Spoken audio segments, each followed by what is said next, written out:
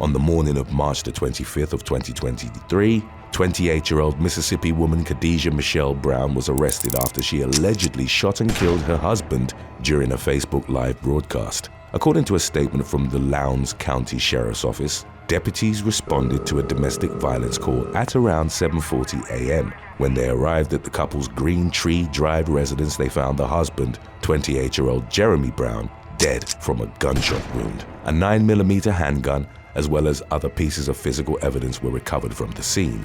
The incident had reportedly been streamed live on Facebook. The night before the shooting, the couple had gotten into an argument and Jeremy was trying to leave the apartment to defuse the situation. Khadijah told Jeremy to stay while continuing to berate him, and the argument then escalated physically. According to the county sheriff, the couple had a documented history of domestic violence. Khadijah was apprehended and booked into the county adult detention center on murder charges.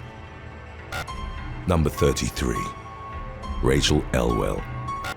50-year-old Rachel Elwell from the English town of Brown Hills in the West Midlands faced bankruptcy in April of 2021 after losing more than $160,000 of her life savings to a Facebook scammer. According to Elwell, she'd been approached by an attractive and intelligent man named Stephen on the online platform a few months earlier. She said they instantly struck up a connection and eventually planned to meet up. Their rendezvous never happened as the swindler said he was headed out to work on a big project in Ukraine. 18 days later, he told Elwell that his contract had been forcibly stopped and his instrument confiscated. Stephen told her that he'd covered the costs of the unexpected circumstances but requested roughly $350 to pay for transportation and food, which she sent after a couple of days. Stephen later claimed that he was being held against his will in a cellar by loan sharks to whom he owed almost $150,000. In subsequent interviews, Elwell said that the pressure made her feel like she had a gun to her head. On February the 4th, she sent the man more than $32,000 from her savings. She loaned another $17,000 the next day. A month later, she sent him almost $64,000 after taking out a third loan and obtaining a credit card. Following the 3-month ordeal, Stephen claimed to have been saved and was slated to fly back to the UK. On March the 16th, he told Elwell that there had been problems with his flight and without money he couldn't travel. Law enforcement later told the woman that it was probably all a scam. Number 32. Derek Medina. In 2016, a Miami judge sentenced 33-year-old South Florida man Derek Medina to life in prison for killing his wife. The incident, which took place in November of 2013, had begun as a domestic dispute during the course of which 27-year-old Jennifer Alfonso had started striking Medina with her fists. Glimpses of the fight were captured by the home's interior surveillance cameras. Prosecutors would later argue that the man, who weighed roughly 200 pounds on a 6-foot frame, could have easily overpowered the much smaller Alfonso without shooting her. Nevertheless, Medina retrieved his handgun from an upstairs bedroom and fired 8 rounds into his wife.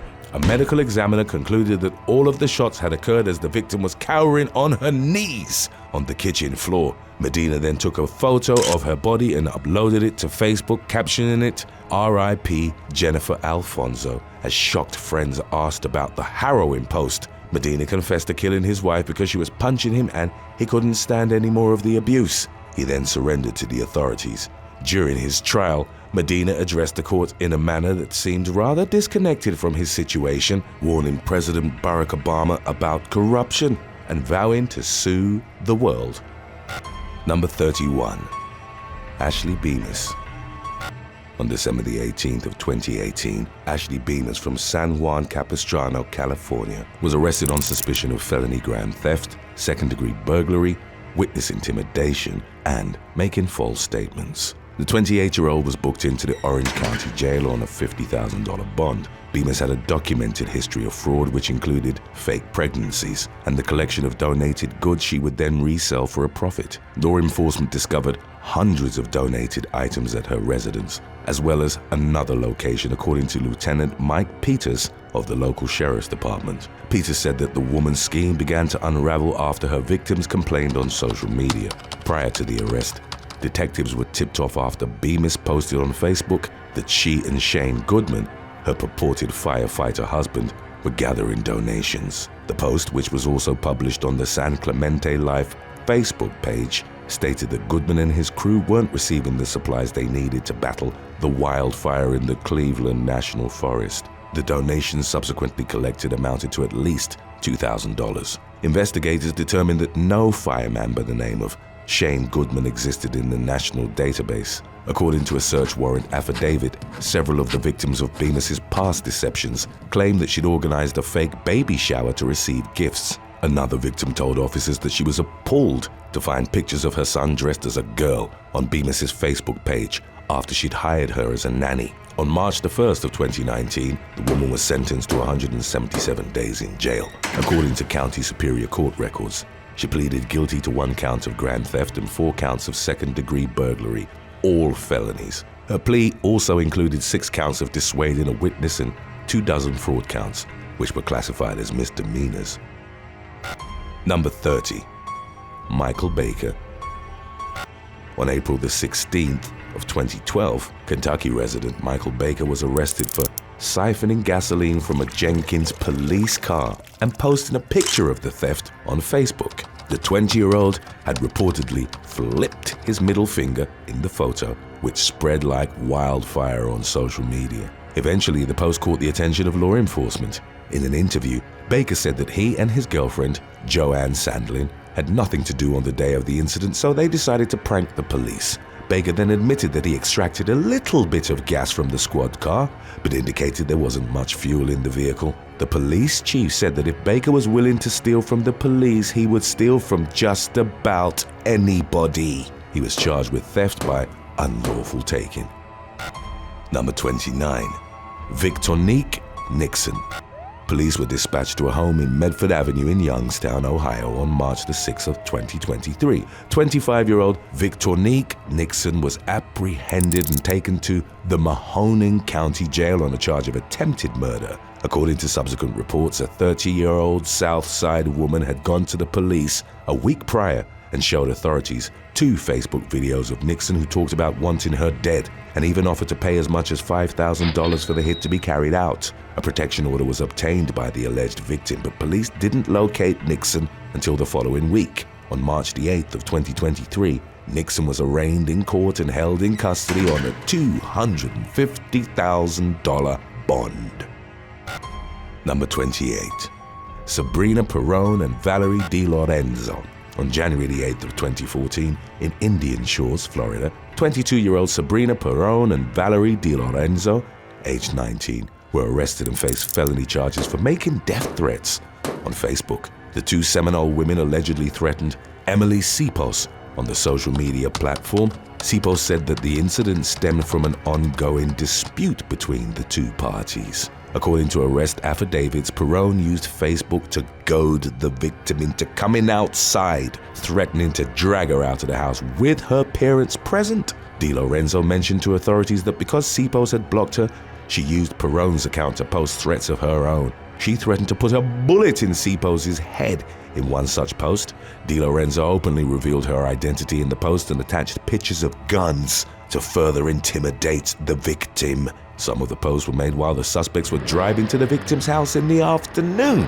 A call to the police was then made by the victim. Subsequently, the suspects were pulled over by the police and arrested. Number 27. Josephine Gachinsky and Curtis Britton. Josephine Gachinsky from Sheboygan, Wisconsin, was accused of planning an armed robbery and asked her father to take a picture of her in handcuffs to post on Facebook. On March the 8th of 2017, the 18-year-old and her boyfriend, 27-year-old Curtis Britton, were charged with armed robbery in connection with an incident that unfolded 3 days earlier.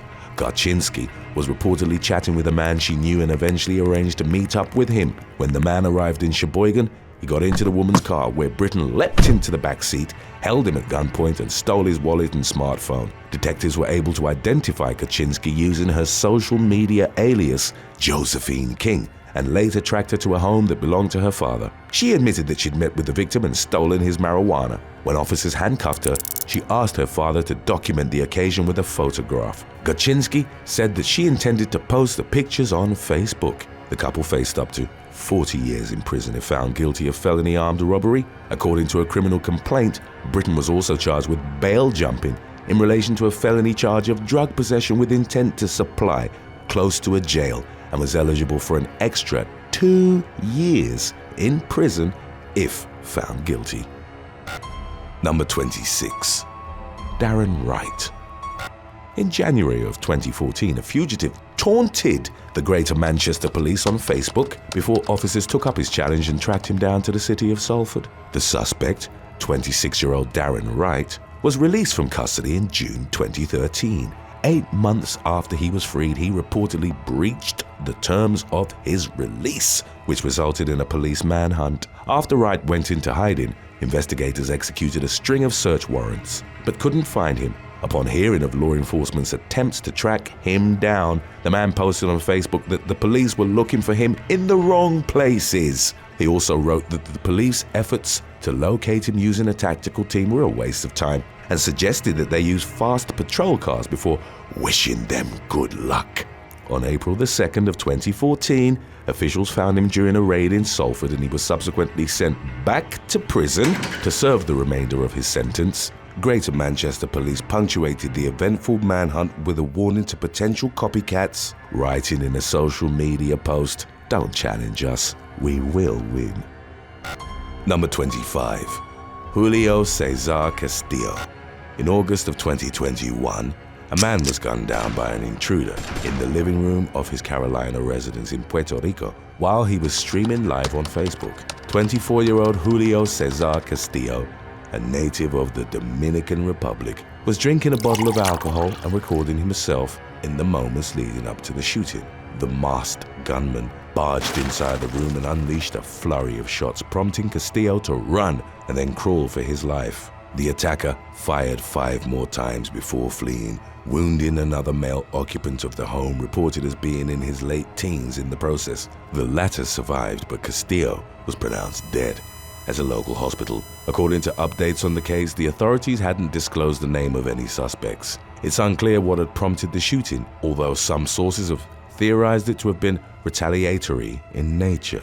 La Colonia El Cedro Miches, a Dominican Republic news outlet, reported that Castillo had fled to Puerto Rico on a raft a few months prior. He'd done so after allegedly killing a young woman in the Miches neighborhood, La Boca del Rio.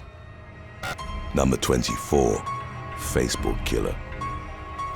At around 2 p.m. on April the 16th of 2017, Robert Goodwin Sr. was approached by a man as he was walking in the Glenville neighborhood of Cleveland. Steve Stevens, aged 37, exited his car and asked Goodwin to say the name of a woman with whom Stevens had been romantically involved. He then told 74-year-old Goodwin, "She's the reason why this is about to happen to you," before fatally shooting him. In the immediate aftermath, Stevens uploaded a graphic video of the killing to Facebook. A statewide manhunt was launched in which local authorities received support from the FBI. The morning of April the 17th, the search for Stevens expanded to Michigan, Indiana, Pennsylvania, and New York, with a $50,000 reward offered for information and residents being told to be on high alert. Multiple media outlets had dubbed him the Facebook killer, while the social media website would later be criticized because the horrific video was publicly available on the shooter's page for over 2 hours. The authorities learned that Stevens had told his mother on the phone that he'd started shooting people because he was angry at his girlfriend.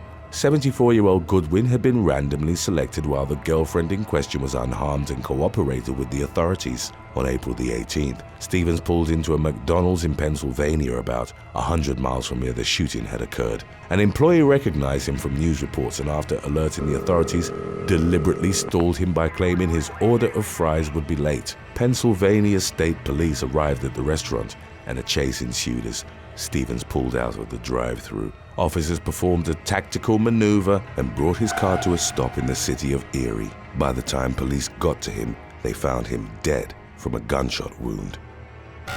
Number 23. David Volkert.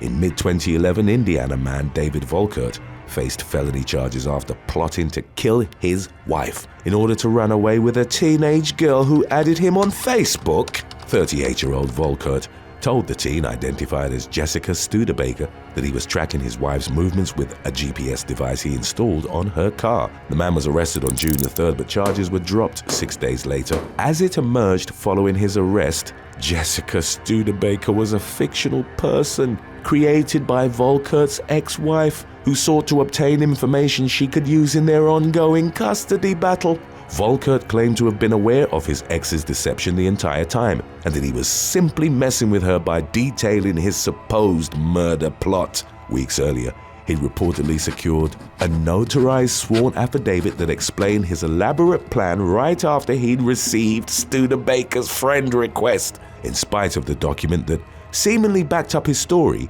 he was held in custody for 4 days before being released. Number 22. Christopher Spaulding.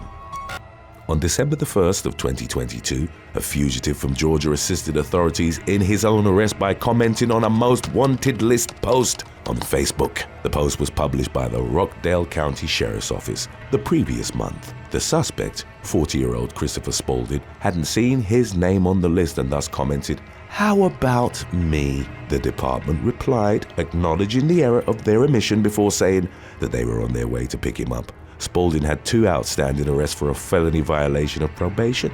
The department later shared an update that the suspect was in custody. Number 21.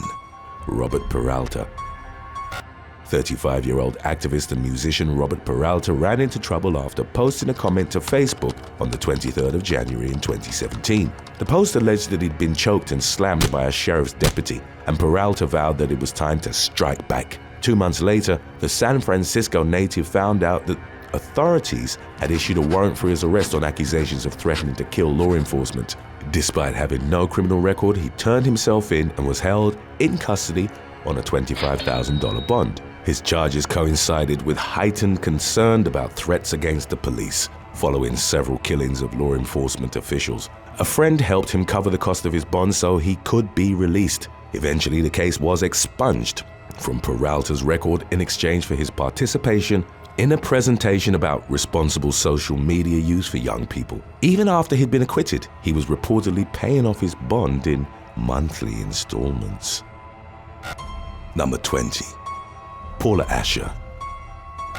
In July of 2012, 18-year-old Paula Asher struck another car while driving in Woodford County, Kentucky, causing a side impact collision with multiple other vehicles. The car Asher hit was reportedly carrying 4 teens, who were fortunately uninjured in the crash. By the time authorities arrived at the scene, Asher had already left. They believed she was highly intoxicated. She was later arrested and charged with leaving the scene of an accident driving under the influence and possession of a controlled substance. After her subsequent release, she said in a comment on Facebook that she was dumb for hitting a car and getting a DUI. At the end of the post, she added the acronym LOL. The families of the teenagers brought the social media comment to the county judge, Mary Jane Phelps. Asher was ordered by Phelps to take her Facebook page down. She ignored the order and was later charged with contempt of court.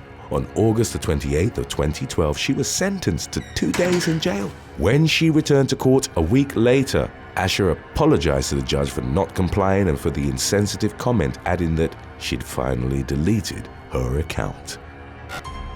Number 19. Nakasia James.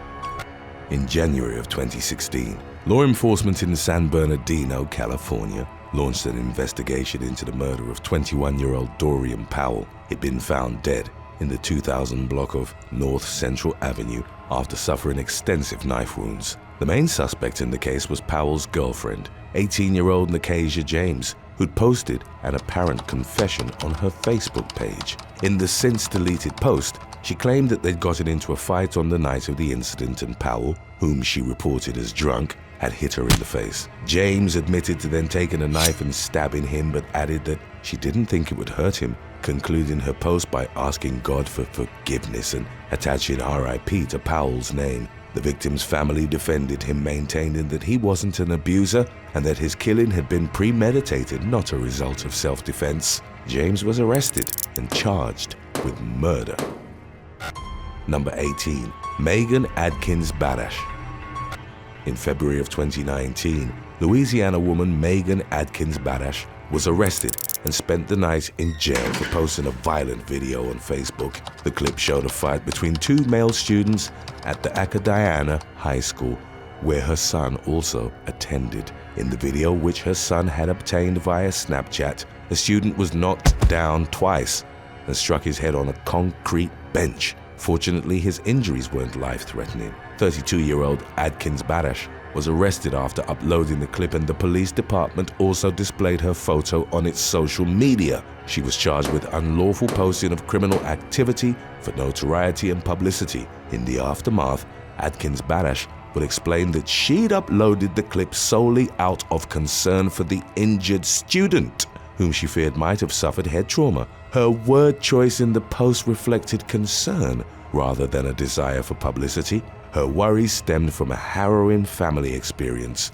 Months earlier, Adkins Barash's husband had suffered brain damage after using a shoelace to hang himself at the Lafayette Parish Correctional Center. According to the woman's version of events, the police claimed that they wanted to talk to her son about the fight in her presence, only to detain her when she arrived at the station. The questionable arrest made headlines and caused public outrage. Adkins Barash's case became the object of a federal lawsuit filed in 2020, from which she was ultimately awarded $70,000.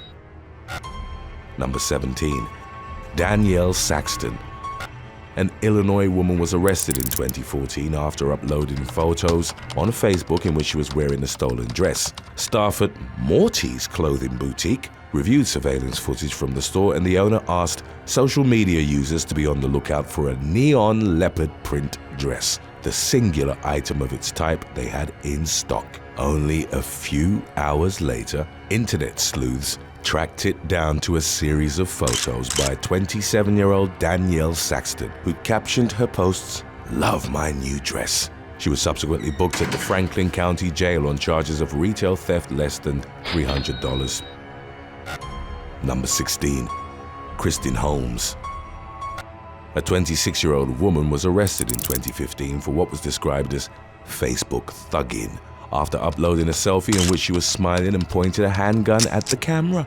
Kristen Holmes had been mistaken for another woman during a heated argument on the social media site. She decided to post a threatening picture of herself brandishing the deadly weapon so that others would know who she was, should they want to come find her. Holmes lived in Chesterfield, Virginia, where state law bans the use of vulgar, indecent, and threatening language online. She defended her actions by claiming the post was meant as a joke, and also felt that her actions were protected by the right to free speech. Holmes was charged with a Class 1 misdemeanor, the penalty for which is up to 1 year in jail and a $2,500 fine, but planned to appeal the decision. Number 15. Amy Sharp. In 2016, a teenager wanted by the law in Sydney, Australia, generated social media frenzy after commenting on her own mugshot. 18-year-old Amy Sharp was arrested on multiple property-related offenses, but had managed to break out of a police station. The authorities relayed her mugshot to several media outlets, hoping that it would help bring her to justice. As the picture was posted to the Facebook page of a news channel, Sharp was among the first users reacting to it. She posted another photo and asked the channel to use that one instead. Her comment went viral and generated a plethora of reactions, as well as over 50,000 likes. One user jokingly advised the police to post unflattering photos of fugitives as a strategy, claiming that they'd eventually be in touch to propose better ones. Unsurprisingly, the attention generated by Sharp's social media reaction eventually resulted in her being arrested once more. Number 14. Death of Serena McKay. Serena McKay was beaten to death on the Sagkeeng First Nation Reserve, northeast of Winnipeg, Canada, in April of 2017. For several hours, a cell phone video of the young Indigenous woman's gruesome murder circulated on Facebook in both a short and longer version, before ultimately being taken down. The footage showed a bloodied and barely conscious young woman being repeatedly punched, kicked, and stomped on, with the sound of cracking bones echoing in the audio. The victim, who'd been heard crying out, "I'm so sorry," as she was being brutalized, was later identified as 19-year-old McKay. She sustained 67 injuries in the attack, and a pathologist subsequently suspected she'd likely succumbed to hypothermia, unable to get help due to her extensive wounds and the copious amount of alcohol in her system. Two girls in their late teens whose identities weren't disclosed due to Canada's Youth Criminal Justice Act were arrested and charged with second-degree murder in the aftermath. It was unclear from the video who else had been present, as both male and female voices were heard in the audio, but it was the teenage peer who carried out the attack. The details of their relationship with McKay weren't made public, but it's known that they'd gone to the same school, and it was believed that they'd been drinking together before an argument broke out. The younger teen's sentence was set at 3 years, as she was determined to have followed the lead of her accomplice. In June of 2018, the older teen was given 40 months in prison, followed by another 23.5 months of conditional supervision, the maximum youth sentence allowed by Canadian law for taking a life. She would later detail the night of the murder in a handwritten document, claiming that she'd awoken from a weekend of binge drinking to find out she'd been involved in murder. In 2020, she asked for early release so that she could return to her First Nation community and enroll at the University of Manitoba. Her request was denied by a judge who argued that she still didn't appreciate the grave consequences of her actions. Number 13. Chloe Jones. In April of 2019, a fugitive accidentally revealed her location while using Facebook to taunt police who'd been searching for her. On March the 27th, Pennsylvania woman Chloe Jones had been placed by the Greene County Sheriff's Office at number 2 on their most wanted list for failure to appear in court over assault charges. The woman commented on the department's post, asking if they did pickup or delivery. Her attempts at mockery ultimately backfired. As she began arguing with commenters, Jones revealed that she was at the Ruby Memorial Hospital in Morgantown, West Virginia. Subsequent tips and cooperation with local authorities led to her apprehension, and she was extradited back to Pennsylvania. Following her arrest, the Greene County Sheriff's Office responded in kind to her previous post, claiming that she'd be taking a hiatus from their comments section as she wouldn't have internet access in jail. Number 12. Jeffrey Antonio Langford. In October of 2019, Utah man Jeffrey Antonio Langford shot his mother to death and then live-streamed the bloody aftermath on Facebook. Both 24-year-old Langford and his mother, Graciela Holker, had been intoxicated on drugs and alcohol, which relatives reported was an ongoing existence for the pair. In one of the 3 videos live-streamed, Langford would be shown crying and holding his mother's bleeding head up to the camera. He said that she'd shot herself and implied that he'd end her suffering while the woman could still be heard breathing. When the authorities arrived at the residence, they took Langford into custody and found that 45-year-old Holker had suffered 3 gunshot wounds. In his police interviews, Langford would eventually admit to shooting his mother twice. However, he claimed that he'd done so to put the woman out of her misery. Langford was charged with murder, but there wasn't enough evidence to concretely determine who'd fired the first shot. Nevertheless, the prevailing argument was that as his mother lay dying, Langford's first impulse was to shoot her and then broadcast it on Facebook instead of calling 911. He eventually pleaded guilty to manslaughter and was sentenced to 15 years in prison. Number 11. Colleen Cudney.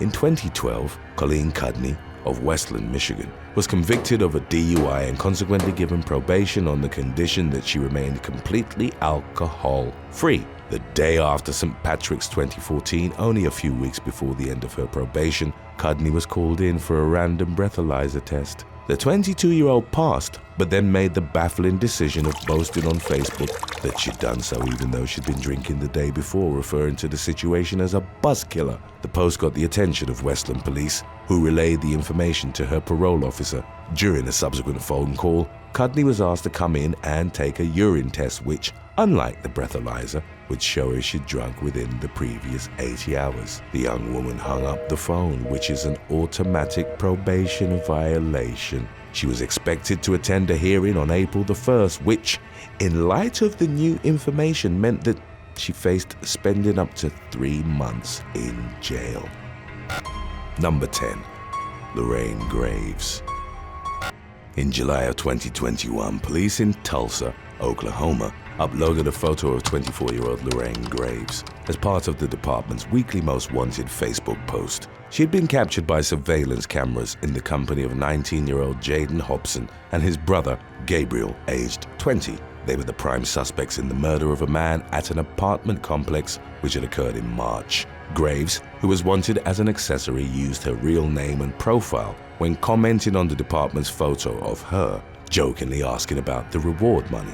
While many reacted to her comment with laughing emojis, some warned her to stay off social media as she could be tracked. Within 24 hours, Graves was in police custody and held on a $500,000 bond. Tulsa authorities announced her capture in a post that showed Graves smiling to the camera as she was being processed.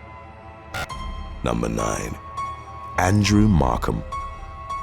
A 21-year-old suspect who was wanted for burglary publicly mocked Ohio officials on Facebook before being apprehended on the night of March 3rd of 2015. Law enforcement later attributed his capture to the taunting social media post. A day prior to the arrest, the suspect, Andrew Markham, was the subject of a Facebook warning from the Butler County Sheriff's Office. He was wanted for several outstanding warrants that included burglary, assault, criminal endangering, and kidnapping, according to an NBC report. Markham commented on the post stating he wasn't tripping and that half the police force didn't know who he was. Authorities responded requesting that he stop by the sheriff's office. The Butler County Sheriff then continued the back and forth on another social media platform, where he posted a picture of an empty jail cell, along with a message indicating they had Markham's room ready for his arrival. The suspect appeared to enjoy the attention that came with being a wanted man, and with the help of informants, deputies were finally able to locate him.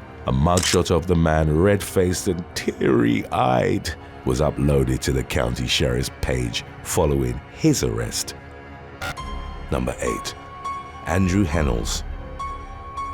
Roughly 15 minutes before robbing a Tesco supermarket in Kings Lynn, England, Andrew Hennels posted his plans on Facebook. On February 13th of 2015, Hennels wrote, "Doing Tesco over," prior to walking into the store and brandishing a knife while demanding cash from the store's staff. The authorities were contacted, but Hennels fled the scene with hundreds of pounds in stolen cash.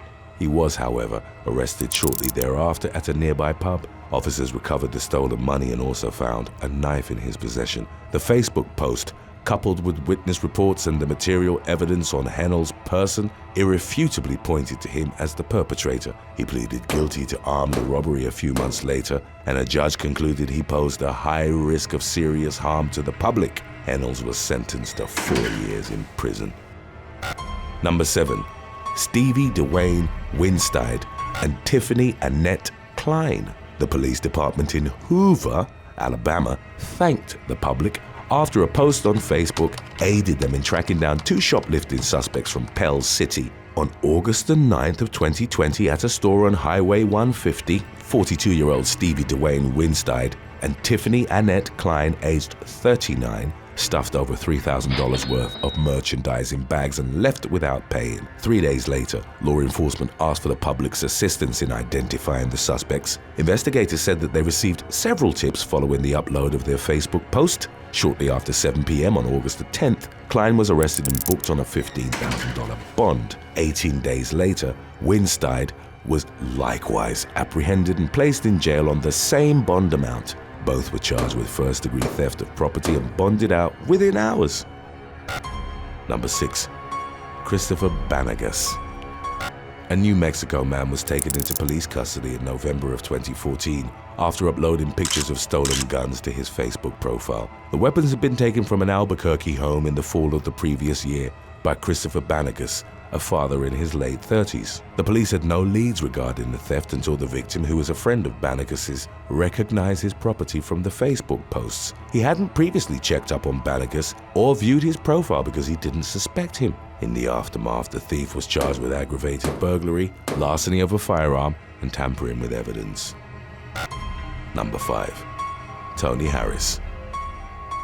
In October of 2015, 3 masked and armed intruders broke into the King Sessing, Philadelphia home of 50-year-old Tony Harris. demanding to know where the money was. They placed a gun to the head of the man's fiancée, Amber Crane, who told them that they didn't have any cash and that they were a poor family. One of the intruders then shot Harris in the head before fleeing the scene along with the others. The victim was rushed to the hospital of the University of Pennsylvania, where he ultimately succumbed to the gunshot wound. Investigators believed that a Facebook post had been responsible for the fatal home invasion.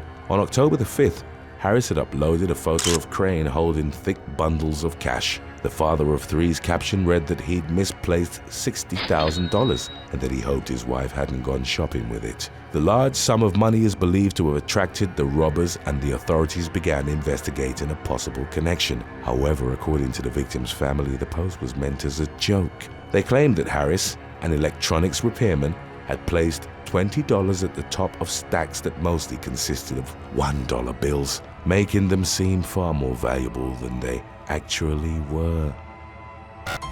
Number 4. Alexandria Lyons. In 2020, at the time of the street demonstrations related to the death of George Floyd, a woman from Grand Rapids, Michigan, was accused of using social media to incite a riot. 22-year-old Alexandria Lyons posted a Facebook Live video in which she encouraged others to loot and cause destruction. In the footage, she was drinking beer that had allegedly been stolen from a local establishment called Mojo's Dueling Piano Bar and Restaurant. Lyons also uploaded footage of a house party at her residence in which clothing looted from a local store was displayed. The young woman was arraigned on June the 2nd on charges of inciting a riot and malicious destruction of property, felonies punishable by 10 and 5 years in prison, respectively. She pleaded guilty to the first charge in November of 2021, with her sentencing scheduled for early January of the following year. Number 3. Facebook murders.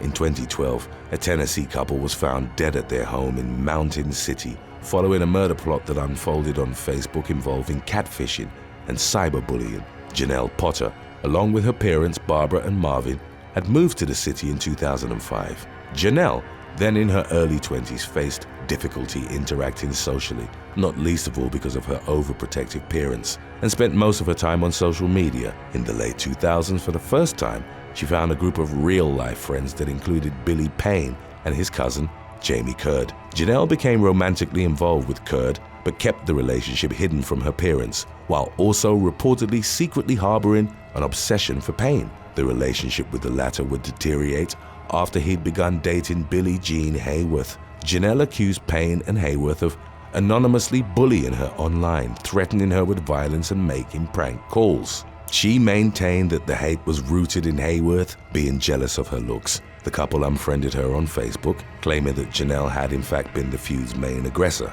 On January the 31st of 2012, a neighbor found 36-year-old Payne and Hayworth, aged 23, dead at their home. Both had been executed in a manner indicative of a professional hitman via single gunshots to the head. Payne's throat had also been slit, while Hayworth had been gunned down as she held their son, 7-month-old Tyler, in her arms. The child was found covered in his mother's blood but otherwise unharmed. There was limited evidence at the scene, and thus local authorities followed up on the Facebook feud. They interviewed Curd, who, after failing a polygraph, asked them why the CIA was involved. It emerged that around the time that Payne and Hayworth had gotten engaged, Curd and Janelle's parents had started talking to a purported CIA agent, only identifying himself as Chris online. Hundreds of messages were exchanged in which Chris had told them it was his duty to protect Janelle from the couple. Curd, Barbara, and Marvin conspired to kill them, with Marvin, an ex-Marine, acting as the trigger man. It then emerged that Chris and Janelle were the same person, as she'd successfully tricked the others into eliminating her supposed bullies. Curd was sentenced to 25 years in prison, while all 3 members of the Potter family received life sentences. Number 2. Jessica Ann Smith. In the fall of 2019, a Pennsylvania woman was arrested for faking cancer in order to collect donations amounting to thousands of dollars through campaigns on Facebook and GoFundMe. 31-year-old Jessica Ann Smith from Chester County had started the campaigns in June, alleging that her battle with colon cancer had left her unable to work and provide for her children. in addition to exorbitant medical bills. On Facebook, the campaign named #FightLikeAJessica made similar claims. Smith took advantage of people's generosity and collected over $10,000 from the two fundraisers, which she'd operated under her maiden name, Jessica Veronica Cornell. She'd also forged several documents to give validity to her claims. On July the 31st, the woman's husband, Robert, reported her to the authorities, telling them that his wife wasn't a cancer sufferer. He'd overheard her talking on the phone to a representative for her employer, asking for time off for cancer treatments. Robert also provided bank statements from their joint account, showing a pattern of deposits. Smith was arrested and charged with theft by deception and other theft-related counts. For our die-hard fans who still haven't had enough after this super long episode, we still have When Online Arguments Go Wrong lined up for you right after number 1. Continue to stay tuned if you'd like. Number 1. Zynap's Beer Maddox, Kirsten Laurie, and Kimberly St. John Stevenson. On December the 19th of 2018, 3 women from Cleveland, Ohio were indicted in connection with a Facebook fraud scheme that raked in over $300,000. The online scam, masterminded by 24-year-old Zynap's Beer Maddox, 26-year-old Kirsten Laurie, and Kimberly St. John Stevenson, aged 54, primarily targeted suburban mothers. According to the indictment, the scam started in August of 2016 and continued through July of 2018. The 3 accused reportedly created a Facebook vendor page called Z's Place, which eventually amassed more than 200 customers. The suspects transferred payments from customers back and forth between several different bank accounts to cover their financial tracks. The payments were eventually flagged as suspicious by the banks, and their accounts were consequently closed. Beer Maddox deleted her personal social media accounts after word got out that Z's Place wasn't filling people's orders. The Metropolitan Housing Authority police investigated the matter and later obtained a warrant for Beer Maddox's arrest in June of 2017. The latter subsequently fled to the western United States. While she was on the run, she received money from the page's sales through her sister Laurie, who used her bank account to covertly funnel the funds to her fugitive sister. On August the 1st of 2018, Beer Maddox was arrested in Las Vegas and extradited back to Cleveland to face charges. She was placed in a court diversion program after accepting a plea deal. She and her partner, St. John Stevenson, were charged with engaging in a pattern of corrupt activity, conspiracy, aggravated theft, money laundering, and other charges related to the 2-year-long scheme. Laurie was also charged with money laundering, obstruction of justice, and receiving stolen property. Beer Maddox was later sentenced to 6 years and 6 months in prison and was ordered to pay over $200,000 in fines. St. John Stevenson pleaded guilty to 1 count of telecommunications fraud. Laurie was released on a $10,000 personal bond after pleading not guilty to her charges. Number 9. Anthony Elonis.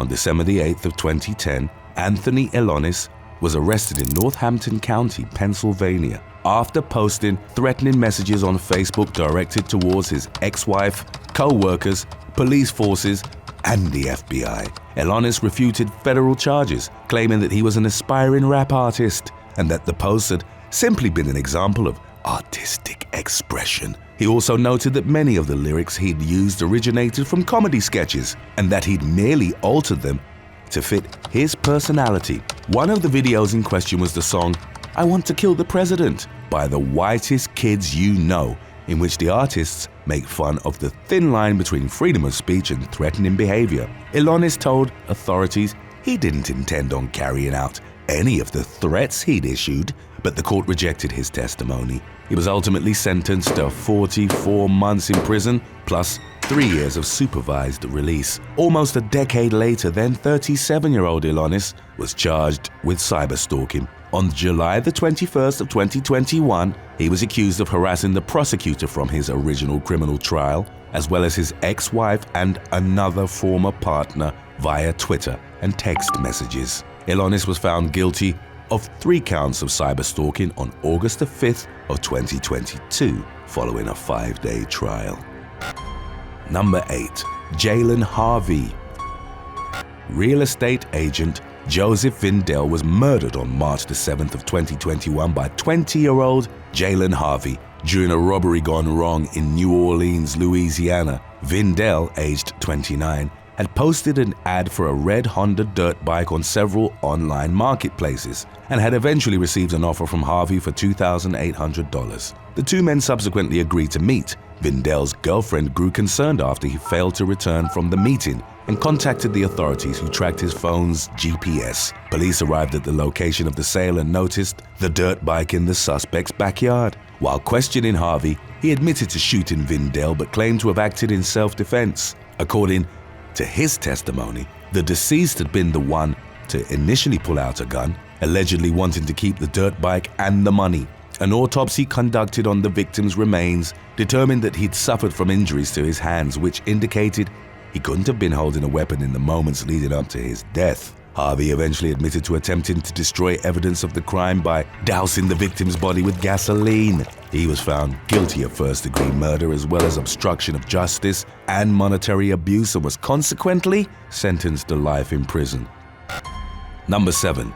James McKinney Jr., Jaquan Taylor, and Shamar Pope. A trio of young adults named James McKinney Jr., Jaquan Taylor, and Shamar Pope were arrested on October the 10th of 2018 in connection to a shooting that occurred in Beaufort County, South Carolina. The group had reportedly been arguing with cousins Desmond Gorham and Kyle Gaskins Jr. on social media before the two parties eventually agreed to meet in person. When the cousins, who were 18 and 20 respectively, arrived at the agreed-upon location, McKinney, Taylor, and Pope opened fire. Police were alerted by concerned neighbors who'd heard the altercation and ensuing gunfire. The three suspects had managed to flee by the time police made it to the address. Both victims were taken to the ER, where they were reportedly kept in stable condition. Pope turned himself in later that same night, while the two other suspects were arrested soon after, whereupon they were each charged with 2 counts of assault with intent to kill. Their bonds were set at varying amounts between $30,000 and $50,000. Number 6.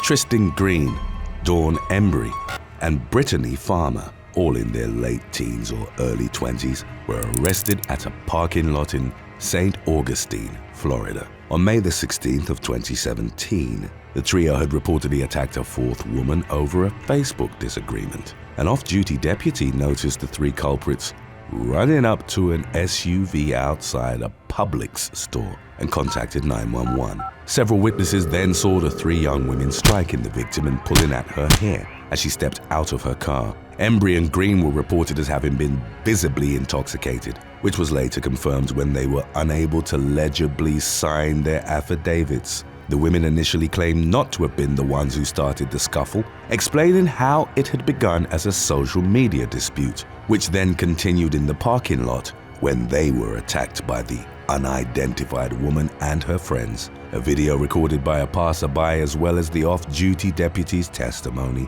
contradicted this claim. All 3 women were charged with assault and battery, but only Green and Embry were detained. Farmer was allowed to leave on her own recognizance after being unable to find someone to look after her children. Number 5. Joshua Gorgone. On April the 5th of 2021, 54-year-old Denise Williams was fatally stabbed after agreeing to meet Facebook marketplace seller Joshua Gorgone in Geistown, Pennsylvania. 26-year-old Gorgone had listed a refrigerator for $160 on the social media marketplace and had reportedly received an offer from Williams. The latter's family reported her missing after she failed to arrive home after work on the day of her agreed-upon meeting with the seller. Investigators were able to use her cell phone's GPS to triangulate her location. They found Williams's abandoned car with no signs of the woman herself. Her family allowed detectives access to her social media accounts, which led to the discovery of her conversation with the would-be seller. Williams had intended to buy the fridge as a gift for her boyfriend. Upon arriving at the suspect's home, officers came upon the victim's body in the bathroom. Gorgone was arrested and immediately confessed, explaining how they'd begun arguing over the fridge's price and that he'd lost his temper, at which point he grabbed a knife and stabbed Williams multiple times. He was held in custody without bail while awaiting trial An autopsy revealed several defensive wounds on Williams's body, indicating that she'd fought back against her assailant before ultimately succumbing to his attack. Number 4. Daphne Ann Crawford. On May the 24th of 2016, 29-year-old Daphne Ann Crawford and her 28-year-old husband, Alan, began making violent online threats following an incident at Mel's Diner in Fayetteville, Arkansas. It wasn't immediately made clear what the initial altercation centered around.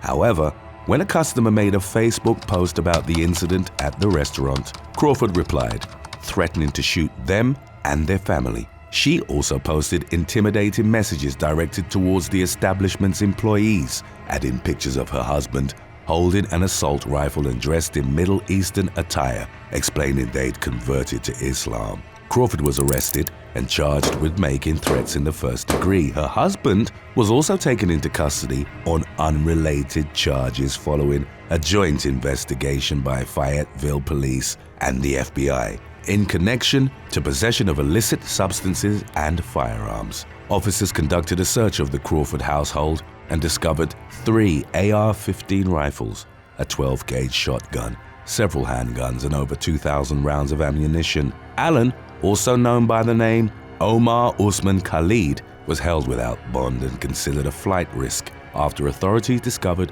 he had close ties in Maryland, Oklahoma, and North Africa. Number 3. Andrew McDonald. Over the course of several weeks in November of 2009, Massachusetts resident Andrew McDonald engaged in several heated arguments over Facebook with an unidentified 24-year-old man.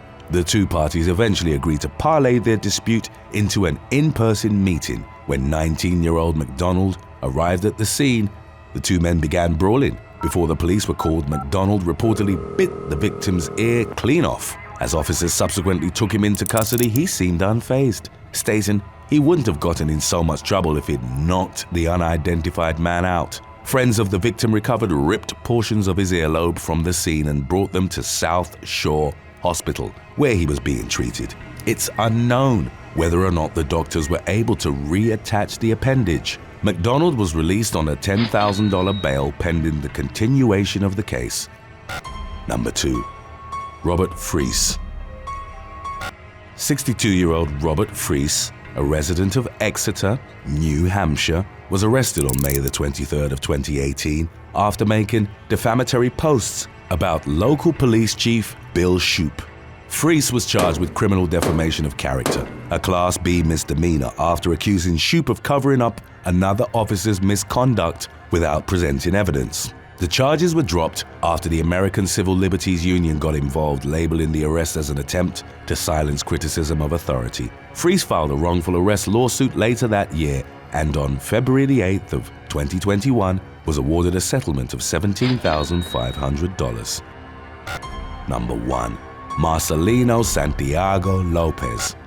Minnesota resident Marcelino Santiago Lopez murdered Brandon Jose Neves on April the 2nd of 2020 following an online dispute over a woman with whom they were both romantically involved. 19-year-old Lopez had threatened to kill Neves several times in the weeks prior to the attack and had eventually challenged his love rival to a fight. The young man met with 20-year-old Neves, who was accompanied by an unidentified teenager. During the ensuing altercation, Lopez reportedly shot both of them before fleeing the scene. Emergency services rushed to the South St. Paul address after concerned neighbors called 911. Neves, who'd been shot in the head, was pronounced dead, but his underage companion managed to make a full recovery after being brought to the hospital. Later that night, Lopez reached out to the authorities himself and willingly confessed to committing the shooting, but alleged that he'd been acting in self-defense. According to his testimony, he'd felt threatened after a group of men had surrounded him and began shooting to scare them off. Nevertheless, he was arrested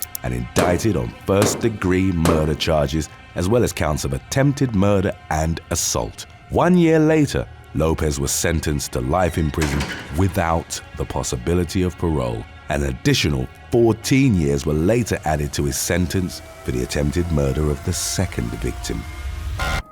Thanks for watching. Would you rather only share terrible pictures of yourself on social media or delete your Facebook account entirely? Let us know in the comments section below.